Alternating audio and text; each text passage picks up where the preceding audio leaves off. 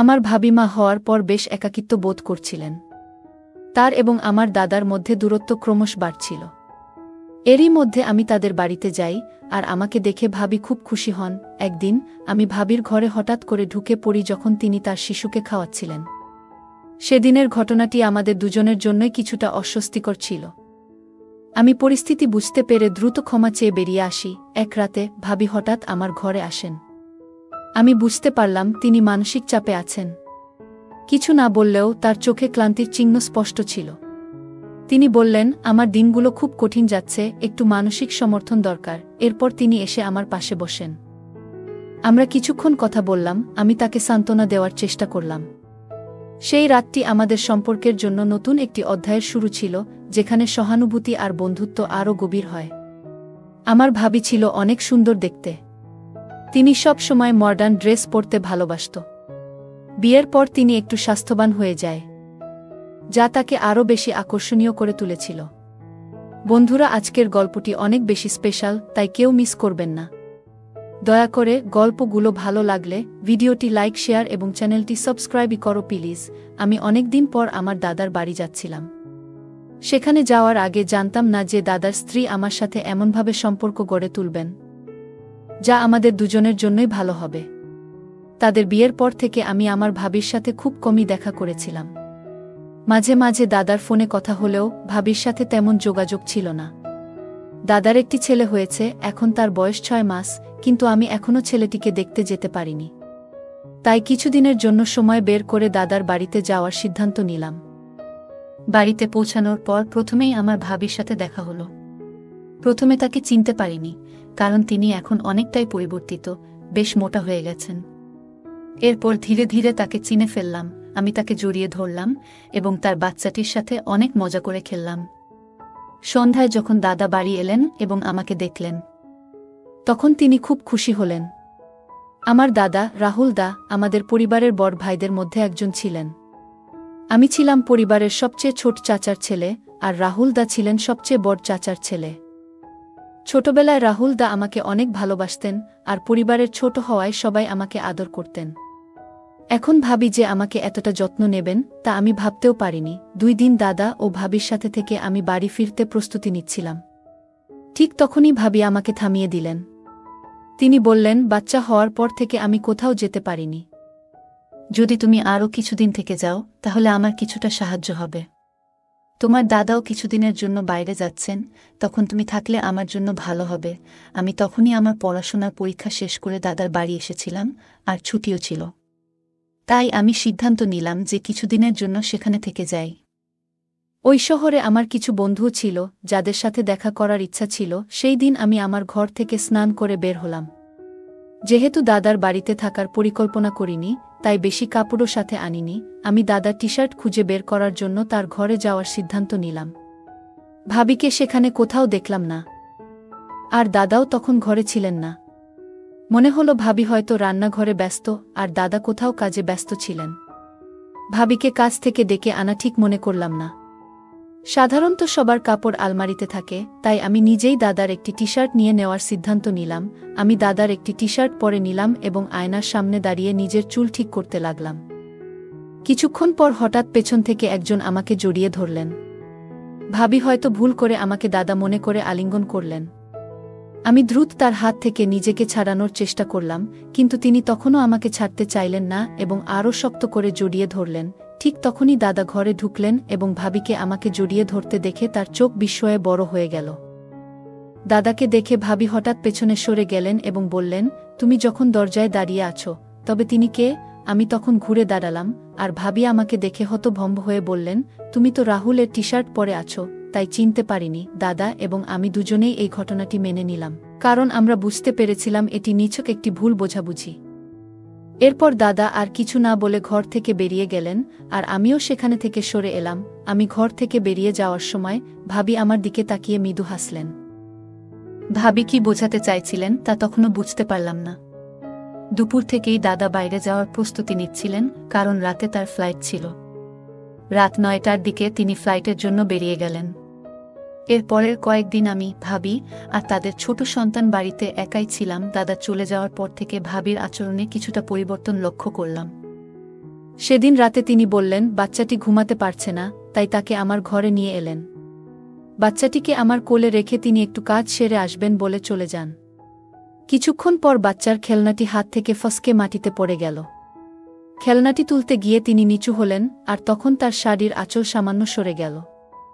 কিন্তু আঁচল ঠিক করার চেয়ে তিনি খেলনাটি তোলার দিকে বেশি মনোযোগ দিলেন, যা দেখে আমি একটু অস্বস্তিতে পড়লাম। পরে তিনি খেলনাটি তুলে আঁচল ঠিক করে নিয়ে বললেন, আজ সারাদিন রাহুলের যাওয়ার প্রস্তুতিতে ব্যস্ত ছিলাম, খুব ক্লান্ত লাগছে। এখন একটু বিশ্রাম না নিলে ভালো লাগবে না। এখন স্নান না করলে আমার মনের প্রশান্তিও হবে না। তুমি কি একটু সময়ের জন্য তোমার ভাতিজাকে সামলাতে পারবে? আমি সম্মতি দিলাম এবং ভাবি বাচ্চাটিকে রেখে স্নান করতে চলে গেলেন। আমি বাচ্চাটির সাথে খেলতে থাকলাম। কিছুক্ষণ পর বাচ্চাটি কান্না করতে শুরু করল। হয়তো ওর খিদে পেয়েছিল। আমি তাকে নিয়ে ভাবির ঘরে গেলাম, দেখলাম ভাবি চুল শুকাচ্ছেন। আমাকে দেখে তিনি বাচ্চাটিকে আমার হাত থেকে নিলেন। আমি ঘর থেকে বেরিয়ে আসতে যাচ্ছিলাম, ঠিক তখন ভাবি বললেন, আমার মাথা খুব ব্যথা করছে, মনে হয় না চুল ধোয়া উচিত ছিল। ভাবি মাথা ব্যথার কথা বললেন, তাই আমি রান্নাঘরে গিয়ে তার জন্য একটু আদা চা বানিয়ে নিয়ে এলাম। নিজের জন্য 1 কাপ বানালাম, কারণ চা আমার অনেক দিনের সঙ্গী। ডিগ্রি পড়ার সময় রাত জেগে পড়াশোনা করতাম, তখন থেকেই চা পানের অভ্যাসটা লেগে গেছে। 2 কাপ চা নিয়ে ভাবির ঘরে ফিরলাম। তখন দেখলাম ভাবি বাচ্চাকে খাইয়ে দিয়ে শুয়ে আছেন। হঠাৎ চোখে পড়ল তার গাউনের কিছু অংশ একটু সরেছে, আর আমি তৎক্ষণাৎ দৃষ্টি অন্যদিকে সরিয়ে নিলাম। ভাবি আমাকে বললেন, দেবরজি, তোমার চোখ ফিরিয়ে নেওয়ার কি দরকার? তখন আমি তাকে তার পোশাক সম্পর্কে বললাম। তিনি দ্রুত তা ঠিক করলেন। আমি তার দিকে তাকালাম এবং কিছুক্ষণ আগের ঘটনা মনে পড়ায় একটু লজ্জা পেলাম। ভাবি কোনো দ্বিধা ছাড়াই আমার সাথে কথা বলতে শুরু করলেন। চায়ের কাপ হাতে নিয়ে বললেন, তোমার বানানো চা বেশ ভালো হয়েছে। মাথার ব্যথাও যেন সেরে গেছে। চা শেষ করে আমি কাপগুলো তুলে রান্নাঘরে রাখলাম এবং তারপর নিজের ঘরে গিয়ে ঘুমিয়ে পড়লাম। পরদিন প্রতিদিনের মতো আমি সকালবেলা ঘরের বাইরে ব্যায়াম করছিলাম। সাধারণত ভাবি সকাল 9টার দিকে ওঠেন, তাই আমি জানতাম তিনি এত সকালে বের হবেন না। আমি প্রতিদিন সকাল 7টায় উঠে ব্যায়াম শুরু করি এবং 8টার মধ্যে শরীর ঘামে ভিজে যায়। হঠাৎ 8টার সময় ভাবি তার ঘর থেকে বেরিয়ে এলেন। আমাকে এক্সারসাইজ করতে দেখে বললেন, তুমি তো এত ফিট আছো, আমাকে কখনো এক্সারসাইজ করার পরামর্শ দাওনি কেন? বাচ্চা হওয়ার পর থেকে আমার শরীরের অবস্থা খারাপ হয়ে গেছে। আমি হেসে বললাম, কোনো সমস্যা নেই, তুমি আজ থেকে আমার সাথে ব্যায়াম করতে শুরু করো। তারপর ভাবি শার্ট ও প্যান্ট পরে এলেন, যাতে তাকে একটু অন্যরকম লাগছিল। আমি নিজেকে সামলে নিলাম এবং ভাবিকে ব্যায়ামের ধাপগুলো শেখাতে লাগলাম। এইভাবে আমাদের মধ্যে কথাবার্তা আরও বেড়ে যেতে লাগল। মাঝে মাঝে ভাবি হঠাৎ দুপুরে আমাকে তার ঘরে ডেকে পাঠাতেন, যাতে তিনি কোনো সাহায্য বা পরামর্শ নিতে পারতেন। এরপর একদিন আমার এক বন্ধুর ফোন এলো, যে এই শহরেই থাকত। তাকে বললাম যে আমিও এই শহরে আছি এবং সে আমাকে দেখা করতে জোর করতে লাগল। যখন আমি বন্ধুর সাথে ফোনে কথা বলছিলাম, ভাবি আমার পাশেই বসেছিলেন। আমি বাইরে যাওয়ার কথা বলতেই তিনি আমাকে থামিয়ে বললেন, এখন তো আমরা দুজনই বাড়িতে আছি, তাই তুমি তোমার বন্ধুকে এখানে ডাকো। আমি তোমাদের জন্য ভালো কিছু খাবার তৈরি করব। আমি আমার বন্ধুকে বাড়িতে আসার জন্য ঠিকানা দিলাম এবং ভাবি সেদিন আমাদের জন্য নিজ হাতে খুব সুন্দর কিছু খাবার তৈরি করলেন। আমার বন্ধু সুনীল এলে ভাবি তার সঙ্গে বেশ ভালোভাবে কথা বললেন। কিন্তু সুনীল চলে যাওয়ার পর ভাবি বললেন, তোমার এই বন্ধুকে ভালো লাগেনি? তার চোখের দৃষ্টি কিছু ঠিক ছিল না। মহিলারা পুরুষদের দৃষ্টিভঙ্গি ভালোভাবে বুঝতে পারেন, আর ভাবি হয়তো সঠিকভাবেই সেটা ধরতে পেরেছিলেন। আমি ভাবিকে আশ্বস্ত করলাম, ঠিক আছে, আজ থেকে আমি তার সাথে শুধু বাড়ির বাইরে দেখা করব, আর কখনো তাকে বাড়িতে ডাকব না। সেই রাতেই বাচ্চাটি খুব কান্নাকাটি করছিল, আর ভাবিও বেশ ক্লান্ত লাগছিলেন। আমি শিশুর কান্নার শব্দ শুনে ভাবির ঘরে গেলাম। তার হাত থেকে বাচ্চাটিকে নিয়ে কোলে নিয়ে শান্ত করার চেষ্টা করলাম। তখন ভাবি বললেন, ভাই, আপনি আমার আর আমার বাচ্চার যত্ন কেমন করে করছেন? রাহুল তো বাচ্চা কান্না করলে পাশের ঘরে গিয়ে ঘুমিয়ে পড়ে, কিন্তু আপনি আপনার ঘুম নষ্ট করে আমাদের পাশে এসে দাঁড়ালেন। তার চোখে জল দেখা গেল। ভাবি বললেন, আমার পেটে অনেক যন্ত্রণা হচ্ছে, আমি ভেবেছিলাম তার জন্য কিছু গরম পানীয় তৈরি করে আনব। তখনই তিনি আমার হাত ধরে বললেন, কিছু আনার দরকার নেই, এটা আমার শারীরিক সমস্যার কারণে হচ্ছে এবং আগামী কয়েকদিন এমনটাই চলবে। ভাবি হঠাৎ করে তার মাথাটা আমার কাঁধে রাখলেন। আমি বুঝলাম সম্ভবত তিনি বেশ ক্লান্ত আর অসুস্থ বোধ করছেন। বাচ্চাটাও তাকে সারাদিন বিরক্ত করেছে। তাকে আরাম দিতে আমি তাকে বিছানায় শুইয়ে দিলাম এবং মাথায় আলতো করে হাত বোলাতে লাগলাম। কিছুক্ষণ পর ধীরে ধীরে তার মুখে আরামের ভাব ফুটে উঠল। কয়েকদিন পর ভাবির শরীর আগের তুলনায় বেশ সুস্থ মনে হল। ভাবি আমার ঘরে এলেন, আজ যেন তাকে দেখতে আরও সুন্দর লাগছিল। তিনি কালো রঙের একটি শাড়ি পরেছিলেন। ভাবি বললেন, ভাই, এই কয়েকদিনে আপনি আমার খুব যত্ন নিয়েছেন। বিয়ের পর থেকে রাহুল কখনোই আমার এতটা খেয়াল রাখেনি। অন্তত আমি মনে করতে পারছি না। আপনার মতো একজন স্বামী পেলে হয়তো আমার জীবনটা আরও সুন্দর হতো। কিন্তু কি করব, আমার ভাগ্যই খারাপ। আমি ভাবলাম, অনেক মহিলাই তাদের স্বামী সম্পর্কে অভিযোগ করেন, হয়তো ভাবিও তেমনি কিছু বলছেন। কিন্তু কিছুক্ষণ পর তিনি আরও কাছে এসে বললেন, ভাই, আপনার কাছ থেকে একটা বড় সাহায্য চাই। তিনি বললেন, গত কয়েকদিনে আপনার কাছ থেকে আমি যে সমর্থন পেয়েছি সেটা কোনোদিন ভুলব না। ভাবি এত সহজভাবে কথাগুলো বললেন যে আমি কিছুটা বিস্মিত হলাম। আমি জিজ্ঞাসা করলাম, ভাবি, আপনি ঠিক আছেন তো? এসব বলার মানে কি? আমি বিষয়টিকে গভীরে নিতে চাইছিলাম না, তাই আলাপ অন্যদিকে ঘোরানোর চেষ্টা করছিলাম। তখন হঠাৎ করে ভাবি কেঁদে উঠলেন। বললেন, আজ পর্যন্ত আমি অনেক কষ্ট মনে ধরে রেখেছি। আজ আপনার সামনে সব কিছু খুলে বলতে ইচ্ছে করছে। ভাবি বললেন, তোমার ভাই অনেক দিন ধরে অসুস্থ, আর তার প্রভাব আমাদের ছেলেও সহ্য করছে। জন্ম থেকেই আমার সন্তান দুর্বল। তোমার ভাইয়ের অসুস্থতার কারণেই এমনটা হয়েছে। যদি গাছের শিকড় দুর্বল হয়, তাহলে ডালপালা কি শক্তিশালী হতে পারে? আমি অবাক হয়ে বললাম, ভাবি, তুমি এসব কি বলছো? তোমার কথাগুলোর মানে পুরোপুরি বুঝতে পারছি না। ঠিক তখনই ভাবি আমার দিকে ফিরে আবেগপ্রবণ হয়ে বললেন, ভাই, আমাকে বিশ্বাস করো, আমি মিথ্যা বলছি না। এরপর তিনি তার ঘরে গিয়ে আমার ভাইয়ের কিছু মেডিকেল রিপোর্ট নিয়ে এলেন। বললেন, তোমার ভাইয়ের অসুস্থতা সম্পর্কে তুমি জানোই।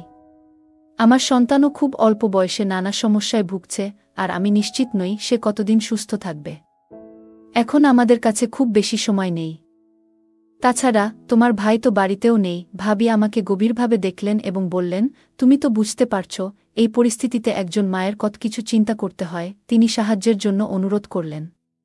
আরও বললেন, আমার এমন এক সন্তানের প্রয়োজন যে সুস্থ এবং শক্তিশালী হবে। আমি জানি তোমার ভাইয়ের থেকে সেটা সম্ভব হবে না। ভাবিকে তখন খুব চিন্তিত দেখাচ্ছিল। আমি একবার তাকিয়ে দেখলাম, তার মধ্যে এক ধরনের বিশেষ কিছু ছিল যা আগেও আমার মনে কল্পনা এসেছে। যেন তিনি একজন খুবই সুন্দর এবং গুণী মহিলা আমার সামনে দাঁড়িয়ে আছেন। আমি মনে করলাম, এই সময়ে তাকে মানসিকভাবে সাহায্য করা দরকার, এবং তাই তার পাশে থাকার সিদ্ধান্ত নিলাম। আমরা সেই রাত কিছুক্ষণ কথা বললাম, একে অপরকে বুঝতে চেষ্টা করলাম। ঠিক তখন পাশের ঘর থেকে শিশুর কান্নার আওয়াজ পেলাম। আমরা দুজনেই শিশুটির যত্ন নিতে উঠে গেলাম, কিন্তু আমার মনে হচ্ছিল এটা ঠিক হবে না। তাই আমি ভাবিকে বললাম যে সে যেন বাচ্চার দিকে একটু নজর রাখে। এরপর আমি গভীর ঘুমে ঢলে পড়লাম।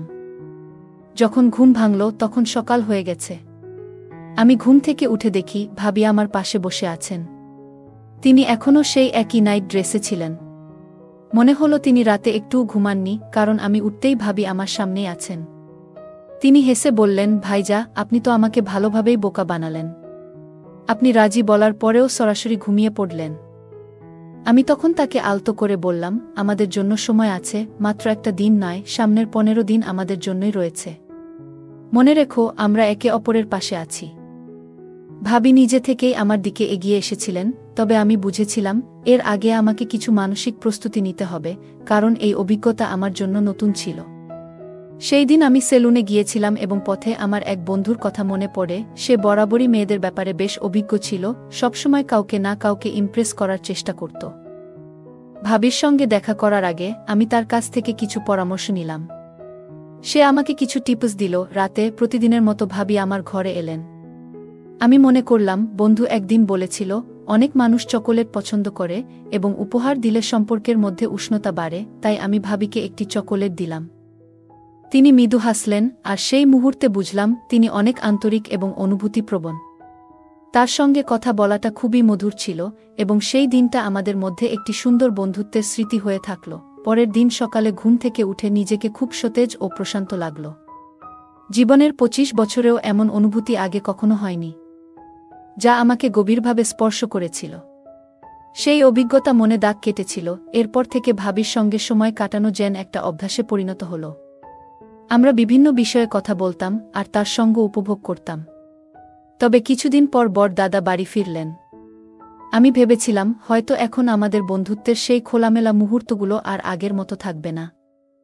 তবুও রাতের সময় যখন সবাই ঘুমিয়ে থাকত, ভাবি মাঝে মধ্যে আমার সঙ্গে কিছু সময় কাটাতে আসতেন। আমরা তখন নানা বিষয় নিয়ে আলোচনা করতাম। একবার রাতের বেলা ভাবি আমার ঘরে এসে হাসি মুখে বললেন, গত 2 দিন ধরে আমার মনে হচ্ছিল আমি হয়তো মা হতে চলেছি। আজ চেকআপ করানোর পর নিশ্চিত হলাম যে আমি গর্ভবতী। দেবরজি, আপনি বাবা হতে চলেছেন আর আমি মা। আমি ভাবিকে অভিনন্দন জানালাম। তখন ভাবি বললেন, দেবরজি, শুধু অভিনন্দন দিলেই হবে না। যখন এই সন্তান আপনার, তখন তার দায়িত্ব আপনাকেই নিতে হবে। আমি অবাক হয়ে বললাম, দায়িত্ব? কিসের দায়িত্ব? ভাবি তখন বললেন, আপনাকে আপনার সম্পত্তির অর্ধেক অংশ এই সন্তানের নামে করতে হবে। ভাবির কথা শুনে যেন আমার পায়ের নিচ থেকে মাটি সরে গেল। আমি বললাম, ভাবি, আপনি কি বলছেন? আমার নামে তো 1 টাকাও নেই। ভাবি কিন্তু আমার কথা মানতে রাজি নন। তিনি বললেন, আপনি যতই অস্বীকার করুন, আমি জানি আপনার নামে কত সম্পত্তি আছে। যদি আপনি আমার কথা না মানেন, তবে আমাকে সবকিছু আপনার দাদাকে জানাতে হবে। এরপর আপনার পরিবারের সামনে কিভাবে বদনাম হবে তা আপনি নিজেই দেখবেন। আমি বললাম, ভাবি, আপনি এই বাড়িতে মাত্র 2 বছর আগে এসেছেন। আর এই 2 বছরে আমি আপনাকে কোনো বড় পারিবারিক অনুষ্ঠানে দেখিনি। তাহলে আপনি আমার সম্পত্তি সম্পর্কে কিভাবে জানলেন? ভাবি আমার প্রশ্নের মুখে কিছুটা অসহায় হয়ে গেলেন। আমি আবার বললাম, নিশ্চিতভাবেই দাদা আপনাকে এসব বলেছিলেন। কিন্তু ভাবি, আপনার কাছে যত সম্পত্তিই থাকুক না কেন, কয়েক বছরের মধ্যে সেটা কোনো কাজে আসবে না। সে শুনে খুব চিন্তায় পড়ল। আমি তাকে মৃদু হেসে বললাম, তুমি কিছু বুঝতে পারছো? তখন সে বলল, দেবর, তুমি কি বলতে চাচ্ছ? আমি উত্তর দিলাম, আমার শরীরে এক ধরনের রোগ আছে, যেটা হয়তো তোমারও হতে পারে। তবে চিন্তা করো না, এটা খুব জটিল কিছু, যা কখনো ঠিক হবে না। আর কিছুদিন পরেই আমি মারা যাব, সাথে তুমিও। তাই আমি আমার সম্পত্তির এক অংশ তোমার নামে লিখে দিতে চাই। সে তখন খুবই অবাক হয়ে গেল। তার মুখ লাল হয়ে উঠল এবং বলল, এই কি বিপদে পড়লাম আমি। তারপর সে তার স্বামীকে জোরে জোরে ডাকতে শুরু করল। দাদা সঙ্গে সঙ্গে ঘরে চলে এলো, যেন বাইরে দাঁড়িয়ে সবকিছু শুনছিল। তখন ভাবি তার স্বামীকে বলল, আমি সম্পত্তির জন্যই তোমার ভাইয়ের কাছে এসেছিলাম, কিন্তু আমি জানতাম না যে তার শরীরে এই ধরনের সমস্যা রয়েছে। এখন আমাকে কি করতে হবে? এরপর দাদা আর ভাবির মধ্যে তর্ক শুরু হয়ে গেল। আমি সব বুঝতে পারছিলাম যে ভাবির পরিকল্পনাটি সঠিকভাবে সফল হয়নি। ভাইয়ের সাথে ভাবির প্রথম পরিচয় এবং এরপর যা ঘটেছিল, সবকিছুই এখন পরিষ্কার হয়ে গেল। সে খুব লোভী, আর সেই কারণেই ভাইয়া তার থেকে দূরে সরে গিয়েছিল। তার স্বার্থ ছাড়া সে কারো কাছে আসে না। রাহুল ভাই আমাকে শুধু ভাবির ব্যাপারে সতর্ক করেছিল, কিন্তু সেদিন রাতে দাদার আসল চেহারাটাও আমার সামনে উন্মোচিত হল। তারা দুজন মিলে আমাকে ঠকিয়ে আমার সম্পত্তি হাতিয়ে নেওয়ার পরিকল্পনা করেছিল। আমি দাদাকে বললাম, দাদা, তুমি এতটা নিচে নামতে পারবে তা আমি ভাবতেও পারিনি। তুমি কিভাবে তোমার স্ত্রীকে অন্য পুরুষের সঙ্গে সম্পর্ক রাখতে দাও? শুধু টাকার জন্য তুমি নিজের ভাইয়ের সঙ্গে প্রতারণা করছ। আমি ভেবেছিলাম আমার দাদা এখনও আমাকে নিঃস্বার্থভাবে ভালোবাসে, কিন্তু আমি ভুল ছিলাম। আমার কথা শুনে দাদা চুপচাপ মাথা নিচু করে দাঁড়িয়েছিল, আর ভাবির চোখে তখন জল। আমি তখন ভাবিকে সত্যিটা জানিয়ে দিলাম। আমি বললাম, ভাবি, তোমার চিন্তা করার দরকার নেই। আমার কোনো গোপন রোগ নেই, আর আমি তোমার সঙ্গে কিছুই ভুল করিনি। যখন তুমি আমার কাছে আসতে, আমি তোমাকে চকোলেট খেতে দিতাম, যাতে ঘুমের ওষুধ মেশানো ছিল। তুমি যখন ঘুমিয়ে পড়তে, আমি ঘর থেকে বেরিয়ে যেতাম। যদি তুমি আমার কথা বিশ্বাস না করো, তাহলে সেই গোপন ক্যামেরার ফুটেজ দেখে নাও, যেটা তুমি আমার উপর নজর রাখার জন্য বসিয়েছিলে। সবকিছু পরিষ্কার হয়ে যাবে। এরপর দাদা ও ভাবি আমার কাছে ক্ষমা চাইতে শুরু করল, কিন্তু তাদের ক্ষমা করার মতো আমি আর কোনো ইচ্ছা রাখিনি। তারা যা পরিকল্পনা করেছিল তা আমাদের পরিবারেও ছড়িয়ে পড়েছিল এবং সবার সঙ্গে তাদের সম্পর্ক ভেঙে গেছে। এখন তারা একেবারে একা হয়ে গেছে, তাদের কর্মের ফল ভোগ করছে। বন্ধুরা, আজকের দিনে মানুষ তার নিজের রক্তের সম্পর্ককেও ভুলে যাচ্ছে শুধুমাত্র টাকার জন্য। সত্যি কি টাকা সম্পর্কের চেয়ে বেশি মূল্যবান হয়ে গেছে? গল্পটা কেমন লাগলো জানাতে ভুলবে না। আরও মজার মজার রোমান্টিক গল্প শুনতে চাইলে ভিডিওটি লাইক শেয়ার এবং চ্যানেলটি সাবস্ক্রাইব করতে এবং বেল আইকনটি ক্লিক করতে ভুলবে না। ধন্যবাদ।